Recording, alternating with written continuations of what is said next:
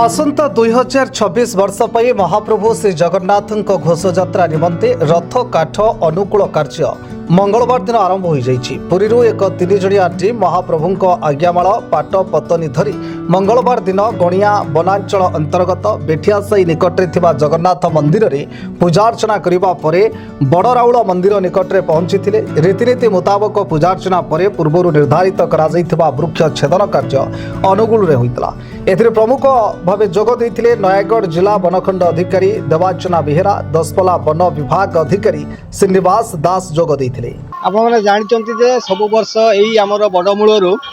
रथ काठ अनुकूल हुई यू पूजा पार्वण है छामुंडिया पंचायतर बड़मूल गाँ यू आरंभ हुए सब वर्ष रथ काठ अनुकूल है रथ यात्रा प्रस्तुति आरंभ हुए यू काठ दसपल्ला ब्लॉक आम जाए तो तापाई आज शुभारंभ आज पूजा पार्वण जो चली आप देखुं लोक मैंने के आनंदर सहित रीतिनीति जो आम चली सब आनंदर सहित लोक उपभोग कर डीएफओ महोदय आम पूजा बसुँच आप जानते आम आज्ञामाल नहीं आसुँच जगन्नाथ मंदिर पुरी सेवायत मैंने आसने पूजा अर्चना यू कलापर आमर यही वर्ष घोष यात्रार यहाँ शुभारंभ बोली आम सूचना। रवींद्रनाथ दास ओआईसी नीति जगन्नाथ टेम्पल पुरी तो परंपरा प्रकार आसूसी माला महारत आम से अनुसार काली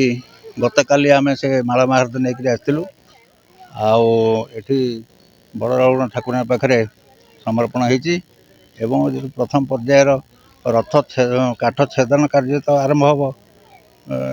या भितर हाँ सेटा तो भल होती आम देखलु बहुत भल होती किसी असुविधा नहीं लोकंर उत्साह रही देखिलु साजसजा भल होता एवं भल भक्तिपूत भाव में ठाकुराणी पूजा कराई ऑलमोस्ट 300 गछ पाखापाखि मार्क हो जापर आम आज पूजा सरला अलग डिविजन सहित कोऑर्डिनेट करके प्रभु को महाकाठ जगै दिए आमर मेन तो दौड़ा असन असन अच्छी फासी अच्छी शिमली अच्छी ये 4 प्रकार काठ आमर जगन्नाथ वन प्रकल्प भी रही तार काठ गुड़ाक भी आमर बाहरी जीव आ 20-25 वर्ष पर से मुझे भावुँ काठर अभाव रहा ना सेंचुरी एरिया कटा हम ना आमर अलग सब जंगल रही जोटा sanctuary area and ecosystem zone ताकू छाड़ी आमर बहुत रिजर्व फॉरेस्ट रही जो काठ रही आम मु भावुँ किसी असुविधा हम ना प्रति वर्ष कॉर्पोरेशन रेकर्ड होल्डिंग आ रथ काठ जी परिमाण जाऊँगी आजिका जंगल नहीं आमर कॉर्पोरेशन से भाया काठ मार्क है ना मोर मुझे वर्ष भितर कोप मार्किंग कथा भी कहबी आमर असन दौड़ा गुड़ा मार्किंग है ना